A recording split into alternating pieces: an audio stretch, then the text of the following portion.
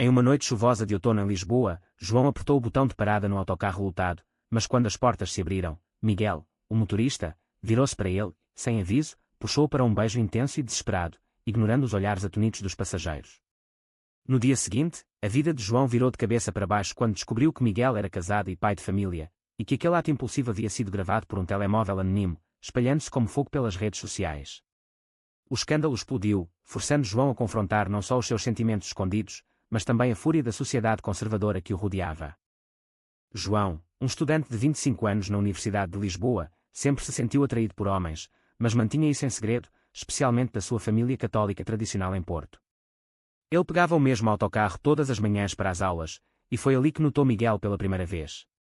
Miguel, de 32 anos, era o típico homem português, forte, com barba aparada e um sorriso fácil que iluminava o espelho retrovisor. Ele dirigia a linha 728, que serpenteava pelas colinas de Alfama até ao campus universitário, e sempre trocava piadas leves com os passageiros regulares. João começou a sentar-se nos bancos da frente só para ouvir a voz grave de Miguel comentando o trânsito ou o tempo. Mas tudo mudou numa tarde de verão, quando o autocarro quebrou no meio da ponte Vasco da Gama. Miguel pediu aos passageiros para aguardarem o reboque, e enquanto esperavam, ele e João acabaram conversando. "Você estuda o quê, rapaz?", perguntou Miguel, limpando o suor da testa com a manga da camisa.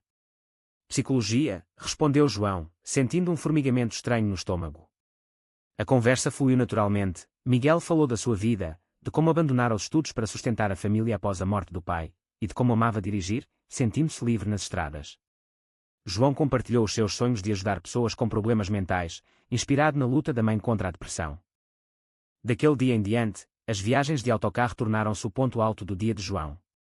Ele notava como Miguel o olhava pelo espelho, como se houvesse uma conexão silenciosa. Mas Miguel era heterossexual, ou pelo menos era o que aparentava. Ele mencionava a esposa, Ana, e o filho pequeno, Pedro, com orgulho. "A família é tudo para mim", dizia ele, e João assentia, reprimindo o ciúme que crescia dentro dele. Ainda assim, os olhares prolongados e as conversas profundas criavam uma tensão palpável. João questionava-se, seria imaginação sua, ou Miguel sentia algo mais? Uma noite, após uma aula tardia, João foi o último passageiro no autocarro. A chuva batia forte nas janelas, e Miguel parou o veículo num estacionamento vazio para esperar a tempestade passar. "Não quero que apanhes uma molha dessas", disse Miguel, oferecendo um café do Termos. Sentados lado a lado, a conversa virou pessoal. Miguel confessou frustrações no casamento. Ana era distante desde o nascimento de Pedro, e ele sentia-se preso numa rotina asfixiante. João ouviu, o coração acelerado, e no impulso, tocou o braço de Miguel. O toque durou mais do que o necessário, e nenhum dos dois recuou. Dias depois, o beijo aconteceu. Foi como um raio. Miguel, talvez impulsionado pela insatisfação acumulada, agiu sem pensar. João correspondeu, mas o pânico veio logo após. "Isto não pode acontecer", murmurou Miguel, afastando-se. João desceu do autocarro atordoado, a chuva misturando-se às lágrimas. No dia seguinte, o vídeo viralizou. Alguém filmara o momento, e as redes explodiram com comentários homofóbicos. "Que nojo, no autocarro público, e esse motorista devia ser despedido."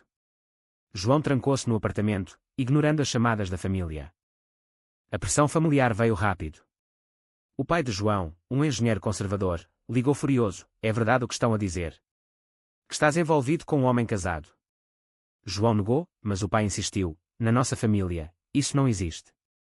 Vem para casa e arranja uma namorada decente." A mãe, mais compreensiva, chorou ao telefone: "Filho, pensa na tua reputação. A sociedade não perdoa essas coisas." João sentiu o peso da tradição portuguesa, onde a igreja e as normas sociais ainda ditavam comportamentos. Ele questionava, por que o amor tinha de ser tão complicado. Enquanto isso, Miguel lidava com o seu próprio inferno. Ana descobriu o vídeo e confrontou-o: "Quem é esse rapaz? Estás a destruir a nossa família." Miguel jurou que fora um erro, um momento de fraqueza, mas Ana não acreditou. "Vais perder tudo", disse ela, pegando Pedro e indo para a casa dos pais. No trabalho, a empresa de transportes chamou-o para uma reunião. "Isto afeta a imagem da companhia", disse o chefe. Miguel defendeu-se: "Foi um impulso, sou hetero." Mas no fundo, ele duvidava. Porque beijara João?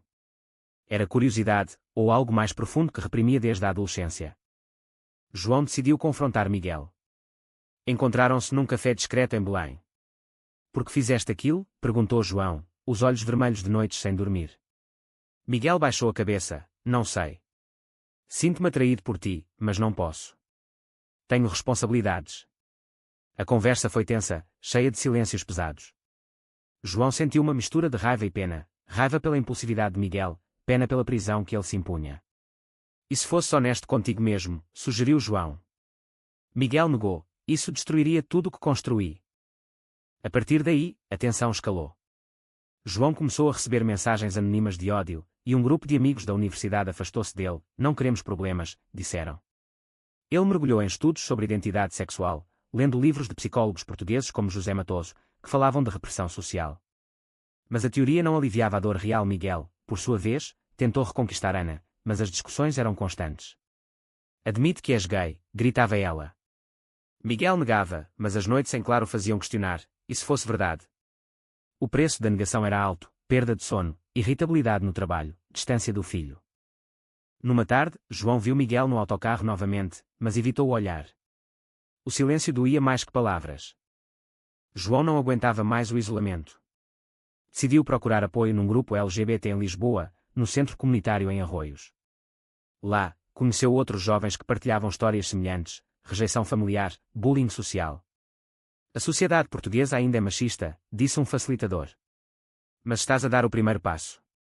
João sentiu um alívio temporário, mas o pensamento em Miguel persistia. Ele enviou uma mensagem: precisamos falar. Miguel respondeu: encontra-me no Parque Eduardo VII ao pôr do sol. O encontro foi carregado de emoção. Miguel apareceu abatido, com olheiras profundas. Ana pediu o divórcio, confessou. Diz que não confia mais em mim. João sentiu um misto de esperança e culpa. Foi por minha causa? Perguntou. Miguel abanou a cabeça. Não, foi por mim. Sempre soube que algo não batia certo, mas ignorei. Pela primeira vez, Miguel admitiu atração por homens, recordando episódios da juventude reprimidos por medo do julgamento. Na minha terra, em Coimbra, ser gay era sinônimo de fraqueza, disse. João escutou, o coração apertado. Ele próprio lutava com conflitos internos, amava Miguel, mas odiava o caos que aquilo causara. E agora? Vais assumir? Indagou. Miguel hesitou. Não sei se consigo. Perderia o emprego, os amigos, talvez até a custódia de Pedro. A conversa terminou com um abraço tímido, mas sem promessas. João voltou para casa refletindo sobre as escolhas, valeriam a pena os riscos pelo amor. Dias depois, o escândalo ganhou proporções maiores. Um jornal local publicou um artigo: motorista de autocarro envolvido em escândalo gay, família destruída. Miguel foi suspenso do trabalho, pendente de investigação. Ele confrontou João: alguém deve ter vazado mais detalhes. Foste tu. João negou veementemente, magoado pela acusação. Por que faria isso? Estou do teu lado. Mas a dúvida plantada criou uma fresta na confiança. Miguel, paranoico, isolou-se, ignorando mensagens. A família de João intensificou a pressão. O pai viajou de Porto para Lisboa, exigindo uma conversa. Vais para a terapia, ou corto o teu apoio financeiro, ameaçou. João defendeu-se: pai, sou gay. Não é uma escolha. O pai, vermelho de raiva, rebateu: é contra Deus e a natureza. Pensa na tua mãe, no que os vizinhos dirão. A discussão terminou em lágrimas, com João saindo de casa. Ele sentiu o peso da tradição católica portuguesa, onde o casamento e a família heteronormativa eram sagrados. Porque o amor tem de ser aprovado pela sociedade, pensou. Miguel, Mianuel, procurou conselho num terapeuta. Sinto-me dividido, admitiu. O terapeuta explorou as raízes, uma educação rígida, onde masculinidade significava heterossexualidade. Assumir pode libertar-te, mas tem custos, disse. Miguel pensou em Pedro, o filho de 5 anos não entenderia. Ana, em conversas tensas, exigia a verdade para prosseguir com o divórcio. Se fores gay, assume. Não me uses como cobertura, disse ela. Miguel chorou, reconhecendo o dano causado. Num momento de fraqueza, Miguel procurou João novamente. Encontraram-se num bar em Barro Alto, bebendo vinho para afogar as mágoas. Quer tentar, disse Miguel. Mas devagar. João aceitou, mas com reservas. Eles começaram a encontrar-se secretamente, em parques ou cafés afastados. Os momentos eram intensos, conversas profundas, toques sutis. Mas a paranoia crescia.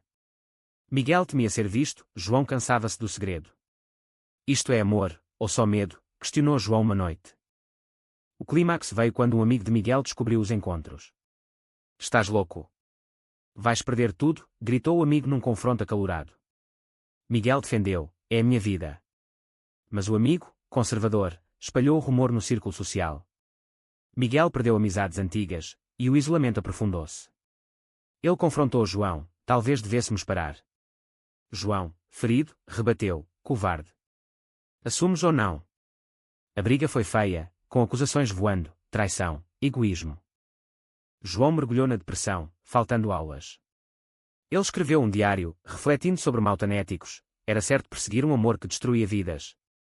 A sociedade portuguesa, apesar de progressos como o casamento gay desde 2010, ainda carregava estigmas em camadas conservadoras. Somos livres, mas não realmente, pensou. Miguel, por sua vez, lutou pela custódia de Pedro. Nos tribunais, a orientação sexual tornou-se arma. Ana usou o vídeo para argumentar a instabilidade. Miguel negou ser gay publicamente, traindo os seus sentimentos por João.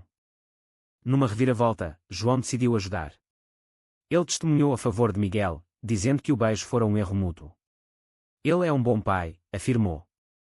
Miguel ganhou custódia parcial, mas o preço foi alto. Ele cortou contato com João para provar heterossexualidade. João sentiu-se traído, escolheste a mentira. Meses passaram, e João tentou reconstruir a vida. Ele graduou-se em psicologia, começando um estágio num centro de saúde mental em Sintra.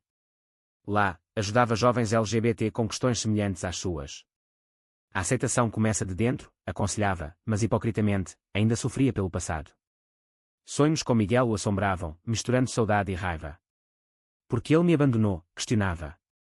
Miguel, de volta ao trabalho após a suspensão, dirigia rotas diferentes para evitar memórias. Ele via Pedro nos fins de semana, mas a ex-mulher monitorava cada passo. Não quero que o meu filho cresça confuso, dizia Ana. Miguel assentia, mas internamente rebelava-se. Ele lia artigos sobre bissexualidade, questionando rótulos. Talvez eu seja bi, pensou, mas o medo paralisava. A sociedade o via como o motorista gay, mesmo que negasse. Uma coincidência os reuniu, João pegou o autocarro de Miguel por engano. Os olhares cruzaram-se no espelho, e o tempo parou. Após o trajeto, Miguel esperou, João, espera.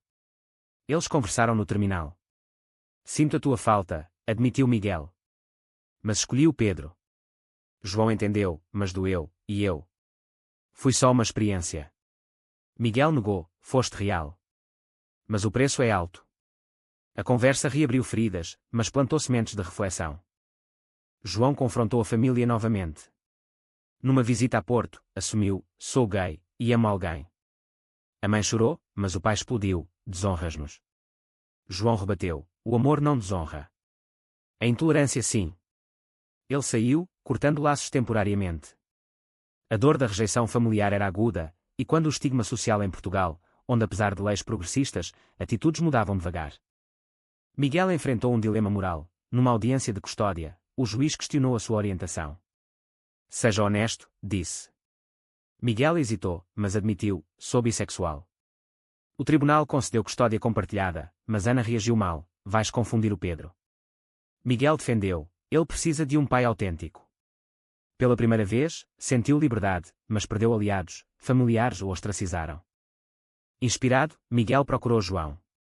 Quer tentar de verdade, disse no encontro em Cascais, junto ao mar.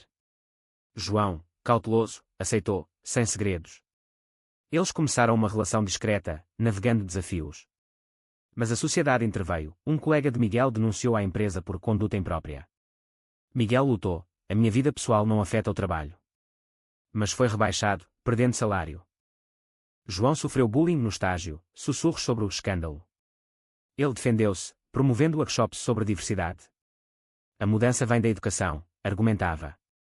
Mas internamente, questionava, valia a pena o sofrimento pelo amor?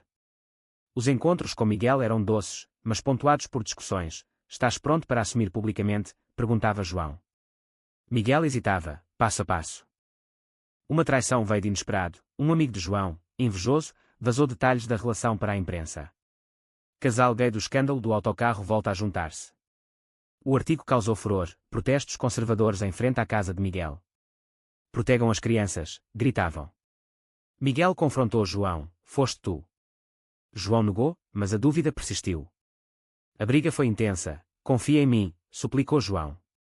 Miguel, ferido, terminou: isto é tóxico. João desabou, procurando terapia. Sinto-me culpado por tudo, confessou. O terapeuta explorou: amor não é sacrifício cego. É equilíbrio. João refletiu sobre escolhas erradas, perseguir alguém em negação. Miguel, sozinho, perdeu a custódia parcial após o escândalo. Vês? Amor gay destrói famílias, disse Ana triunfante. Miguel rebateu: não, mentiras destroem. Numa reviravolta, Miguel decidiu lutar. Ele juntou-se a um grupo ativista LGBT em Lisboa, partilhando a sua história. Reprimi-me por anos, pagando o preço, disse. A visibilidade trouxe apoio, mas também ódio, ameaças anônimas. Ele contactou João: preciso de ti. João, magoado, hesitou: prova que mudaste. João e Miguel reconectaram-se devagar, em reuniões neutras. Quero ser honesto, disse Miguel. Ele assumiu publicamente numa entrevista: sou bissexual, e amo um homem. O backlash foi imediato: perda de emprego, rejeição familiar. Mas ganhou aliados, comunidades LGBT aplaudiram. És corajoso, disse um ativista. Miguel pagou o preço: Pedro foi influenciado por Ana a distanciar-se. Papá, por que as pessoas te odeiam? Perguntou o filho. Miguel explicou: porque alguns não entendem o amor diferente. João apoiou, mas enfrentou os seus demónios. A família, ao ver a entrevista, reagiu. A mãe ligou chorando: filho, perdoo-te. Mas o pai não. João visitou Porto, confrontando o pai: aceita-me ou perde-me. O pai, relutante, cedeu um pouco: dá tempo. A reconciliação foi frágil, destacando o conflito geracional em Portugal, onde jovens desafiavam normas antigas. A relação aprofundou-se, mas com tensões. Miguel lutava desempregado, dependendo de João. Sinto-me fraco, confessava. João encorajava: força vem da verdade. Eles mudaram para um apartamento modesto em Oeiras, longe do caos de Lisboa. Mas a sociedade não perdoava, vizinhos murmuravam, e um ataque verbal num supermercado escalou: aberrações. Miguel defendeu João, mas saiu ferido emocionalmente. Numa reviravolta dramática, Ana reconsiderou. Vi a tua entrevista. Talvez eu tenha sido dura, disse. Ela permitiu mais visitas a Pedro, reconhecendo o bem-estar do filho. Ele precisa de ti autêntico, admitiu. Miguel chorou de alívio, mas o dano estava feito: anos de mentiras deixaram cicatrizes. João, no trabalho, promoveu mudanças, organizou seminários sobre saúde mental LGBT. A repressão leva à depressão, ensinava. Mas pessoalmente, questionava: e se Miguel recuar novamente? A dúvida levou a uma discussão: confias em mim? Perguntou Miguel. João admitiu medos: após as traições, sim. Eles trabalharam na confiança, através de terapia de casal. O clímax veio num evento LGBT em Lisboa. Miguel falou no palco, convidando João. Este homem mudou a minha vida, disse. A multidão aplaudiu, mas conservadores protestaram do lado de fora. Uma pedra voou, atingindo João. No hospital, Miguel jurou: nunca mais nego quem sou. João, recuperando, refletiu: o amor exigia sacrifícios, mas valia. Meses depois, a vida estabilizou. Miguel encontrou emprego num táxi, João avançou na carreira. Pedro adaptou-se. Tenho 2 papás agora? Perguntou inocente. Miguel explicou com cuidado, promovendo aceitação. A família de João melhorou, a mãe visitou, o pai enviou mensagens relutantes. Mas danos persistiam, amizades perdidas, traumas emocionais. João escreveu um artigo anónimo sobre a jornada, destacando custos sociais. Em Portugal, o progresso é lento, mas inevitável, concluiu. Miguel leu, orgulhoso: pagamos caro, mas ganhamos liberdade. Numa noite tranquila, sentados na varanda, João perguntou: arrependes-te? Miguel negou: não. Tu és o meu despertar. A estabilidade foi testada quando um antigo amigo de Miguel reapareceu, oferecendo um emprego melhor, mas com condições: mantém discreto sobre a tua vida. Miguel recusou: não volto a esconder. O amigo zombou: vais arrepender-te. De facto, rumores espalharam-se, e Miguel perdeu oportunidades. Vale a pena? Questionou João. Miguel afirmou: sim, pela autenticidade. João enfrentou um dilema ético no trabalho. Um paciente jovem, similar a ele, sofria repressão familiar. Ajuda-me a negar, pediu o paciente. João aconselhou: a negação destrói. Assume o teu eu. Mas refletiu, hipocrisia. Ele próprio pagara caro. O caso o fez valorizar a jornada. A família de Miguel, de Coimbra, convidou-o para uma reunião. Aceitamos-te, mas sem o teu parceiro, disseram. Miguel recusou, ou ambos, ou nenhum. A rejeição doeu, mas fortaleceu a união com João. Somos a nossa família agora, disse. Numa viagem a Algarve, eles relaxaram, mas um incidente ocorreu. Um grupo homofóbico os confrontou na praia. Vão para casa, gritaram. Miguel defendeu, esta é a nossa casa. A polícia interveio, mas o medo lingered. Portugal mudou, mas não o suficiente, comentou João. Pedro cresceu entendendo, em visitas, perguntava sobre João. Ele é teu namorado, indagou. Miguel explicou, sim, e amo-o. Ana, evoluindo, apoiou, melhor honestidade que mentiras. A coparentalidade melhorou, mostrando que danos podiam curar. João publicou um livro baseado na história, anonimamente, O Preço do Amor Escondido. Tornou-se best-seller, sparking debates sobre direitos LGBT em Portugal. Entrevistas seguiram, e eles assumiram identidades. Pagamos com dor, mas inspiramos outros, disse João. No final, sentados no mirador da Senhora do Monte, Miguel pediu João em casamento. Quer o mundo saber. João aceitou, lágrimas nos olhos. O casamento, simples, reuniu aliados, mãe de João, Ana, Pedro. O pai ausente, mas uma mensagem veio, boa sorte. A jornada ensinou, amor requer coragem, sociedade evolui devagar. Mas o preço, famílias divididas, carreiras afetadas, traumas, era real. Será que negar a própria identidade por pressão social é uma escolha moralmente aceitável, ou sempre leva a mais sofrimento no longo prazo?